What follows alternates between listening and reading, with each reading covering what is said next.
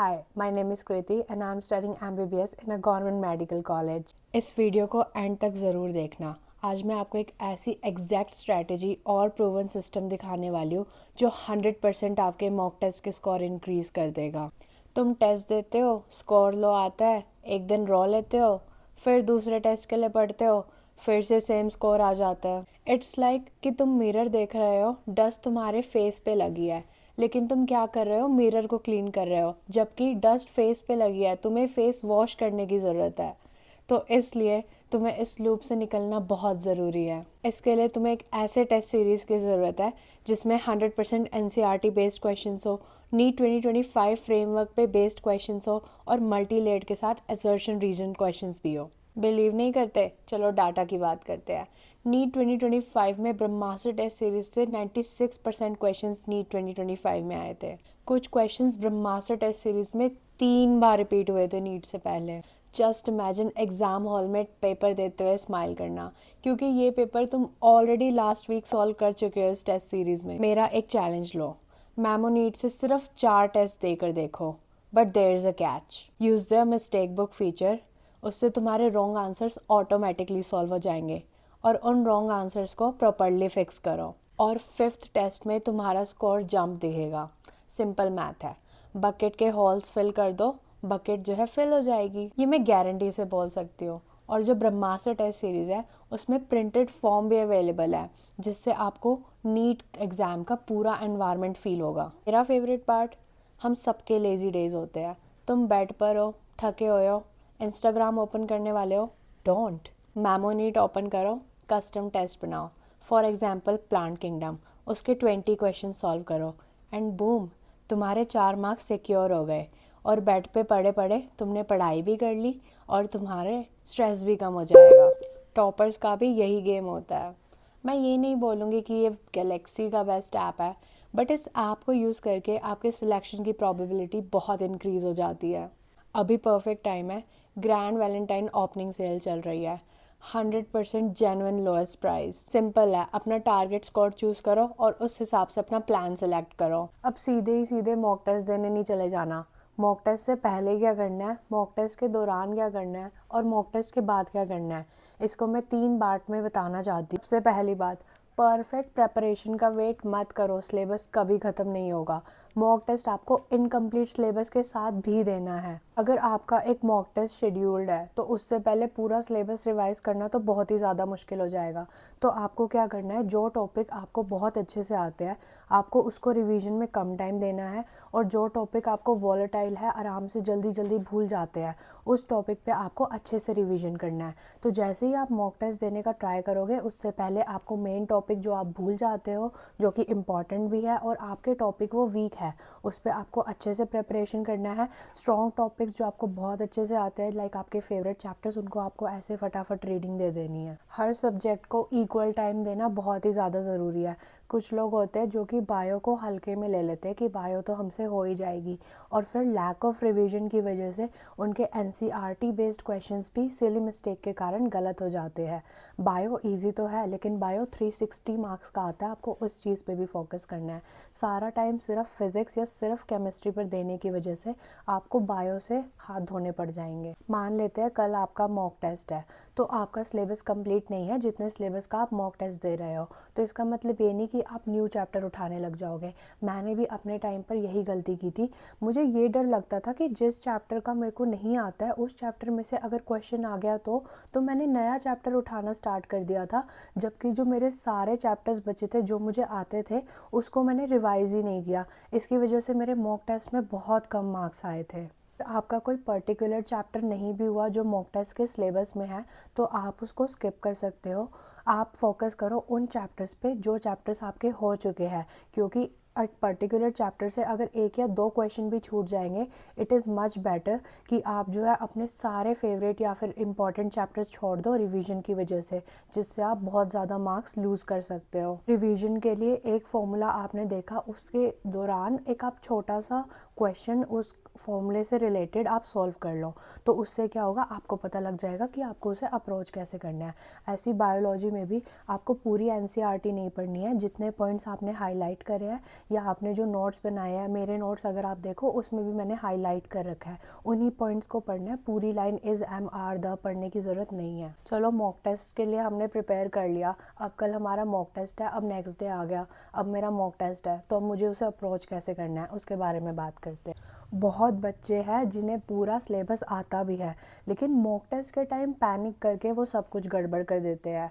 मैंने पहले भी बोला, a single piece of paper can't decide my future, it can, but here we have to see कि मतलब एक मॉक टेस्ट अगर आप दे रहे हो और अगर आपके स्कोर गंदे भी आ जाते हैं तो नोबडी केयर्स, एवरीवन केयर्स कि आपके नीट में क्या स्कोर आया है। तो आपको बिल्कुल पैनिक नहीं करना है, आपको उसे अप्रोच करना है। और क्या करना है, आपको जो है तीनों सब्जेक्ट में से एक सब्जेक्ट चुन लेना है जिसको आप सबसे पहले सॉल्व करना चाहोगे। मैं क्या गलती करती थी, मैं मॉक टेस्ट में पहले जो है बायोलॉजी उठा लेती थी। तो बायोलॉजी के क्वेश्चन सॉल्व करने में तो मज़ा आता है, क्योंकि हम नीट एस्पिरेंट्स का फेवरेट सब्जेक्ट बायोलॉजी ही होता है। लेकिन वो करते करते जो है 45 मिनट्स कब ख़त्म हो गए, 1 घंटा कब लग गया, पता ही नहीं लगता था। तो उस वजह से जो है आधे क्वेश्चंस तो मैं अटैम्प्ट ही नहीं कर पाती थी। तो मैंने अपने टाइम क्या किया था, या तो मैं फिज़िक्स उठा लेती थी या फिर मैं केमिस्ट्री उठा लेती थी। पहले मैं क्या करती थी, पूरा पेपर नहीं देखना होता है। अगर आपने मॉक टेस्ट ओपन किया और आप पहले ही पूरा पेपर देखने लग गए तो आपके दिमाग में ये टेंशन हो जाएगी, शिट ये क्वेश्चन तो मुझे आता ही नहीं था। उस वजह से क्या होगा, जो क्वेश्चन आपको आता है उसमें भी आपका ध्यान नहीं लगेगा। लेट्स से कि आपने पहले फ़िज़िक्स उठा लिया, तो फिज़िक्स में आपको क्या है, ग्रेविटेशन का क्वेश्चन आता है, लेकिन फिर रोटेशनल मोशन आ गया, उसका क्वेश्चन नहीं आता। तो उसको आपको एक बार सॉल्व करने का ट्राई करना है, नहीं सॉल्व हुआ छोड़ दो। ये नहीं कि आपने उस पर 10 मिनट लगा दिए, उस पर 10 मिनट लगाने की वजह से वो क्वेश्चंस छूट जाएंगे जो आपको सच में आते हैं। फिज़िक्स में कुछ क्वेश्चंस मुश्किल होते हैं, बट कुछ क्वेश्चंस ऐसे डालते हैं कि जिसको आप 1 सेकंड में सॉल्व कर सकते हो अगर आपको पूरा फॉर्मूला आता है तो। और कभी कभी क्या होता है कि पैनिक में वो क्वेश्चन सॉल्व नहीं होता है, लास्ट में आप अगर उस क्वेश्चन पे दोबारा जाओगे, जब आपके पास बहुत सारा टाइम है, आपको पता है कि बाकी क्वेश्चंस आपने सही सॉल्व किए हैं, तब आप उस क्वेश्चन को अटैम्प्ट करोगे तो वो क्वेश्चंस मोस्ट प्रोबेबली सॉल्व हो जाता है। मैंने खुद एक्सपीरियंस किया है ये। जब आप पेपर खोलोगे तो आपको कोई क्वेश्चन नहीं आता है, उस क्वेश्चन पे बहुत बड़ा गोला मार देना है। उस गोले से क्या होगा, जब आप पूरा क्वेश्चन पेपर देख रहे होगे दोबारा से, तो आपको पता लग जाएगा कि ये क्वेश्चन आपका सॉल्व नहीं हुआ है। और जो क्वेश्चंस आपके हो गए हैं उस पर आप टिक कर देना, और जो क्वेश्चन में आपको डाउट है उसमें आप एरो मार देना कि मतलब इस क्वेश्चन पे मैं दोबारा जाऊंगा मेरे को एक बार पूरा पेपर करने के बाद। तो पेपर को आपको 2 राउंड्स में सॉल्व करना है। एक राउंड में आपको वो वाले सारे क्वेश्चन सॉल्व कर देने हैं जो आपको अच्छे से आते हैं, फिर आपको पूरे पेपर के थ्रू दोबारा जाना है और फिर आपको वो वाले क्वेश्चन सॉल्व करने हैं जिसमें आप पहले अटक गए थे। और अगर OMR शीट की बात करें तो OMR को लास्ट के लिए मत छोड़ो, एक गोला साथ में भरना इज़ मच बेटर। क्योंकि क्या होता है, मेरी एक फ्रेंड थी, उसका पेपर बहुत अच्छा हुआ था, तो उसने OMR शीट भरी, बेचारी का एक क्वेश्चन स्किप हो गया और उसकी वजह से क्या हुआ, पूरी OMR गलत हो गई। तो OMR आपको साथ में ही फिल करनी है, कभी लास्ट के लिए OMR नहीं छोड़ना। क्योंकि कभी कभी जब टाइम नहीं बचता है और लास्ट में पैनिक में OMR फिल करते हैं तो OMR गलत हो जाता है। मैंने पता है क्या किया था, एक क्वेश्चन मुझे पता है कि इसका B है और मैंने उसको C भर दिया। और मैं ये नहीं कह रही कि मैंने लास्ट में OMR भरा था, मैं उसी टाइम भर रही थी और मुझे पता है कि शिट ये तो B था, मैंने तो C कर दिया और मैं कुछ भी नहीं कर पाई। मेरी आंखों के सामने मेरे 4 मार्क्स चले गए और -1 भी मुझे मिल गया। अगर आप ऑफलाइन टेस्ट सीरीज़ नहीं दे रहे या आप किसी कोचिंग में नहीं जाते हो तो कुछ नहीं करना है, किसी बुक शॉप पर जाओ, बुक डिपो पे जाओ, या फिर क्या करो, ऑनलाइन अमेज़ोन से या फिर कोई भी आपकी जो वेबसाइट है आप वहाँ से OMR शीट्स ऑर्डर कर लो और गोले भरने की आदत डालो। गोले भरने की आदत डालना बहुत ज़रूरी है, क्योंकि और आपको बॉल पेन लेना है, बॉल पेन से गोले भरने हैं। Inorganic chemistry, organic chemistry and biology, इन तीनों के लिए NCERT इज़ गॉड। आपको पूरा NCERT को ही ट्रस्ट करना है। फिज़िक्स में NCERT पे जाने की कोई ज़रूरत नहीं है। अगर जो बच्चे हैं जिनको डेरिवेशन चाहिए वो फिज़िक्स में जा सकते हैं NCERT में, but I would say physics के लिए NCERT में ना जाते हुए आप सीधा PYQs एंड क्वेश्चंस पे जंप करो आफ्टर डूइंग अ लेक्चर, या फिर आफ्टर आपने जो भी आपकी मॉड्यूल है उससे पढ़ने के बाद। ऑर्गेनिक के मैंने नोट्स डाल दिए हैं, इनऑर्गेनिक के भी मैं डालने वाली हूँ, आप उसकी टेंशन मत लेना। पता है, मुझे पढ़ते टाइम गाने सुनने का बहुत शौक था। मैं ईयरफोन लगाती थी और फिर मैं पढ़ाई करती थी, और जब मैं पढ़ाई करने के लिए मतलब जब मैं क्वेश्चन सॉल्व करती थी तो मुझे कुछ याद ही नहीं रहता था। आई नो जब पढ़ने का मन नहीं करता तो आपका गाना सुनने का मन करता है, और गाना सुनते हुए पढ़ना भी अच्छा लगता है। बट गाना सुनना प्लीज़ बंद कर दो, क्योंकि जो लिरिक्स है वो दिमाग में घूम रही होती है और उस वजह से जो है आपका फोकस नहीं बन पाता है। जब मैंने मॉक टेस्ट देना स्टार्ट किया तो मेरे तो स्कोर बढ़ते ही नहीं थे, मतलब मैं तो 500 भी नहीं क्रॉस कर पाती थी। मैं आप लोगों से झूठ क्यों बोलूँ। लेकिन मैंने क्या किया, खुद पे मैंने शर्म नहीं की। मैंने सिर्फ अपनी मम्मा को मैं स्कोर बताती थी और मैं किसी को स्कोर नहीं बताती थी, क्योंकि मुझे बताना ही नहीं है। I don't want to feel embarrassed about my score. तो अगर आप चाहते हो तो आप ये स्कोर किसी को मत बताओ, सिर्फ खुद के पास रखो और फिर आप इसे एक ग्राफ की तरह बनाओ। जब आपका ग्राफ ऐसे एक्सपोनेंशियली बढ़ेगा ना, तो वो फीलिंग बेस्ट होती है, ट्रस्ट मी। तो ठीक है, मॉक टेस्ट के पहले हमने रिवीजन भी कर लिया, आज के दिन हमने मॉक टेस्ट भी दे दिया। अब मॉक टेस्ट का स्कोर आ गया, अब क्या करना है, मॉक टेस्ट के बाद क्या करना है। तो मैंने बताया था मॉक टेस्ट के स्कोर के साथ मॉक टेस्ट का एनालिसिस करना बहुत ही ज़्यादा ज़रूरी है। लाइक मॉक टेस्ट का एनालिसिस जो है आपको बिलो 500 से 600 तक भी पहुंचा सकता है। अभी आपको लग रहा होगा this is very unrealistic, but trust me it work. कुछ लोग होते हैं उनको ट्रॉमा हो जाता है क्वेश्चन से, तो वो क्या करते हैं कि मुझे तो इन क्वेश्चंस की तरफ देखना ही नहीं है, एक बार मैंने सॉल्व कर दिया, अटैम्प्ट भी कर लिया, मेरी जान छूट गई। बट ये गलती नहीं करनी है। बहुत लोग इस टाइम लेज़ी हो जाते हैं। आपके पास पोटेंशियल है, लेकिन अगर आप मॉक टेस्ट का एनालिसिस नहीं कर रहे हो, यहीं पे आप मात खा जाते हो। मैंने भी किया था, इसलिए मैं जानती हूँ। मुझे बहुत ट्रॉमा हो जाता था, मैं कहती थी कि नहीं यार मुझे देखना ही नहीं है, इतने मुश्किल क्वेश्चंस तो पेपर में आएंगे ही नहीं। और सच में आ जाते हैं यार ऐसे क्वेश्चंस। और मॉक टेस्ट का एनालिसिस का मतलब ये मतलब नहीं है कि सिर्फ आप अपने जो गलत क्वेश्चंस है वही देखोगे, आप अपने सही क्वेश्चंस भी देखोगे। जब आप उनके सॉल्यूशंस देखोगे तो आप एनालाइज करोगे कि इस क्वेश्चन में मेरे तो यार 2 मिनट लग गए, लेकिन ये जो सॉल्यूशन दिया हुआ है इसके पास कोई ट्रिक तो होगी, इस ट्रिक से मैं इस क्वेश्चन को जो है 30 सेकेंड्स में कैसे सॉल्व करूँ। आंसर आपको आता है, बट मेन चीज़ ये है कि आपको उस क्वेश्चंस को ऐसी एफिशिएंसी से सॉल्व करना है कि आप उसको कम से कम टाइम पे कर सको। कंसेप्ट क्लियर है, एक बार कंसेप्ट क्लियर हो जाएगा तो ट्रिक लगाना बहुत ही ईजी हो जाएगा।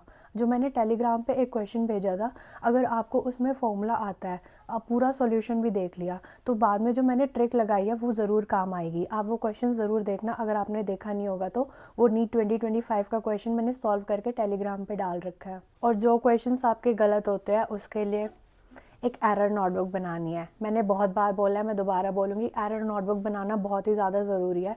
उस पर पूरा क्वेश्चन लिखने की ज़रूरत नहीं है, सिर्फ इंपॉर्टेंट पार्ट क्वेश्चंस के लिख दो और उसको आप सॉल्व करके रखो। और जब आप नेक्स्ट बार मॉक टेस्ट दोगे तो आप वो एरर नोटबुक साथ के साथ रिवाइज ज़रूर करोगे।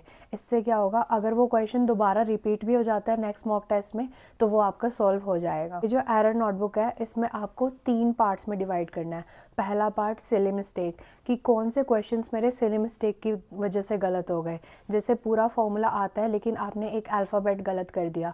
दूसरा आपका पार्ट क्या होगा, दूसरा होगा कंसेप्चुअल मिस्टेक्स, जिसमें आपको कंसेप्ट लगाने में प्रॉब्लम हो रही है, उस वजह से क्वेश्चन गलत हुआ है। और तीसरा जो है जिसमें आपको टॉपिक ही नहीं पढ़ा है, तो आपको उस टॉपिक के रिलेटेड ही पढ़ना है। अगर आपने वो वाला पूरा चैप्टर नहीं भी पढ़ा है तो आपको सिर्फ उस टॉपिक के रिलेटेड पढ़ना है, तो आपको उसके थोड़ा सा ऊपर वाला पढ़ना है और थोड़ा सा नीचे वाला पढ़ना है। तो इससे क्या होगा, आपको आइडिया भी लग जाएगा। अगर आपको बिल्कुल भी टॉपिक नहीं आता है तो आपको वो समझ आ जाएगा। एरर नोटबुक पढ़ना बहुत ही ज़्यादा ज़रूरी है, क्योंकि सेम मिस्टेक आप बार बार नहीं करना चाहते हो। अगर आप सेम मिस्टेक बार बार कर रहे हो ना, तो इसमें गलती सिर्फ आपकी है और किसी की भी नहीं है। अब मैं आपको बताती हूँ कि मॉक टेस्ट करने कैसे है, लाइक कब कौन से मॉक टेस्ट करने हैं, कितने इंटरवल्स में करने हैं। तो चलो मैं आपको बताती हूँ।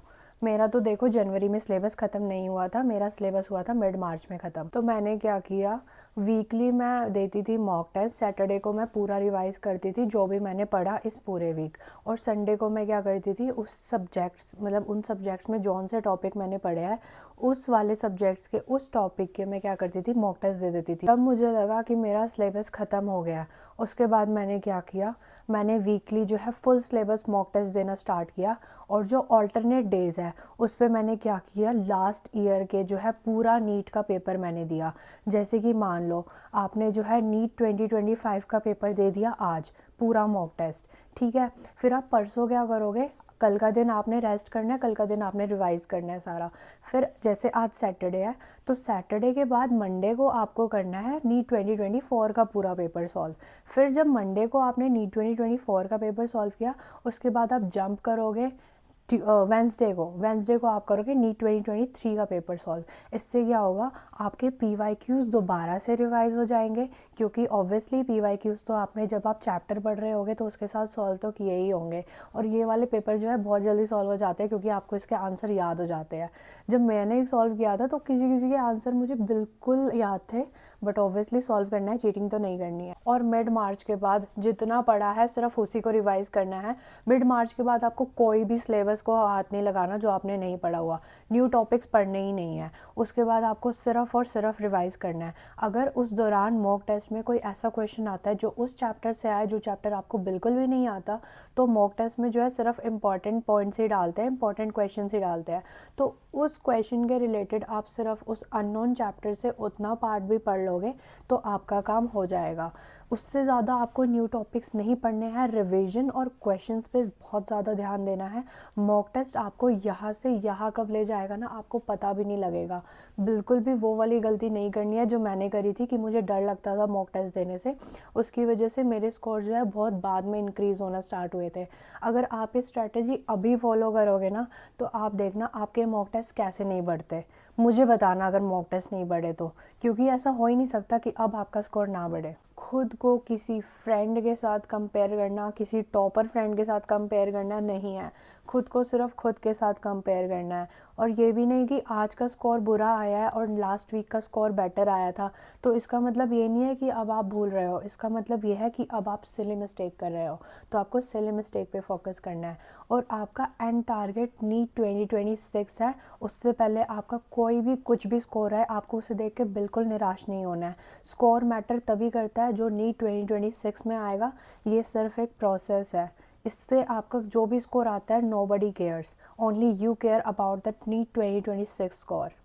Do not feel ashamed, do not feel embarrassed अगर आपका स्कोर कम भी आ रहा है तो। आपका स्कोर ज़रूर बढ़ेगा, बस आप इन टिप्स को फॉलो करो और ख़ुद पे ट्रस्ट रखो। It's all about mindset. अगर आप अपने दिमाग में सोचोगे कि मैं ये कर सकता हूँ, कर सकती हूँ, तो आपको कोई भी नहीं रोक सकता। खुद पे भरोसा करना सीख लो, क्योंकि दुनिया तो हमेशा पत्थर मारेगी। अगर आपको ये वीडियो अच्छा लगा तो आप इसको लाइक कर सकते हो, शेयर कर सकते हो। और अगर आपको और टिप्स चाहिए तो मैं बहुत ट्राई करती हूँ कि मैं वीडियोस डालूँ, अपलोड करूँ, तो आप मेरे चैनल को सब्सक्राइब भी कर सकते हो। All the best guys, make me proud.